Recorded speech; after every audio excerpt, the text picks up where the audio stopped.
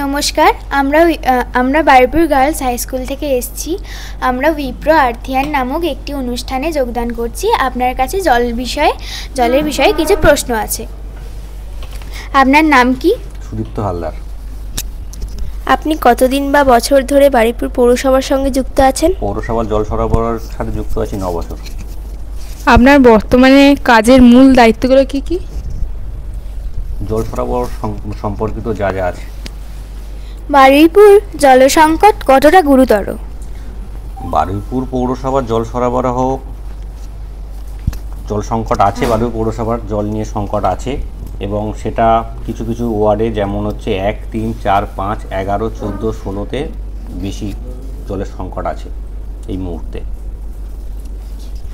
জল সরবরাহ নিশ্চিত করার ক্ষেত্রে প্রধান সমস্যাগুলি কি কি?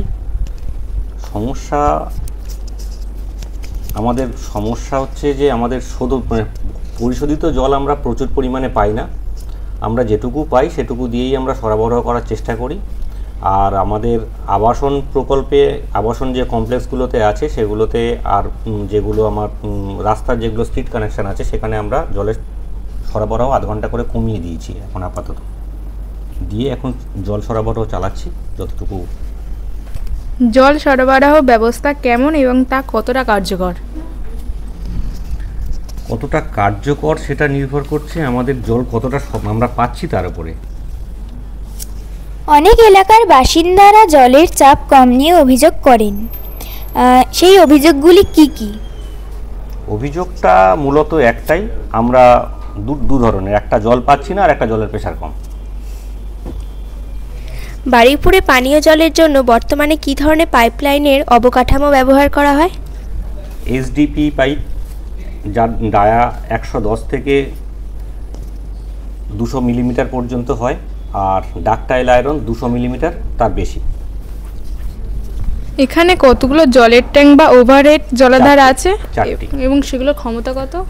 আমাদের 4টি ওভারহেড ট্যাঙ্ক আছে, যার একটার ধারণ ক্ষমতা 530 কিলোলিটার প্রতিদিন, এবং একটা ভূগর্ভস্থ জলাধার আছে যার ক্ষমতা 0.25 মিলিয়ন গ্যালন।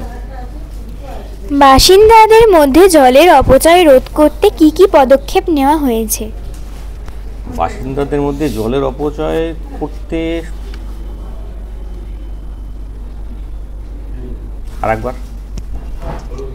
বাসিন্দাদের মধ্যে জলের অপচয় বন্ধ করতে কি কি পদক্ষেপ নেওয়া হয়েছে? যে সমস্ত ওয়ার্ডগুলোতে আমরা জলের কানেকশন 100% দিয়ে দিয়েছি, সেখানে আমরা রাস্তার কলগুলোকে বন্ধ করে দিচ্ছি আস্তে আস্তে, এবং বাড়িতে জলের সংযোগের মিটারও লাগিয়ে দিচ্ছি আমরা। জল সংকট সমাধানের জন্য পৌরসভার ভবিষ্যৎ পরিকল্পনা কি? ভবিষ্যৎ পরিকল্পনা একটা নির্দিষ্ট মিটারে বেঁধে দেওয়া, বাড়ির লোক অনুযায়ী তার কতটা জল লাগবে সেটাকে মেরে দেওয়া, এটাই মূল লক্ষ্য। আপনার মতে এই সংকট মোকাবিলায় সাধারণ মানুষ কিভাবে অবদান রাখতে পারে? একটাই উপায়, সেটা হচ্ছে জল বাঁচাতে হবে, রিইউজ করতে হবে।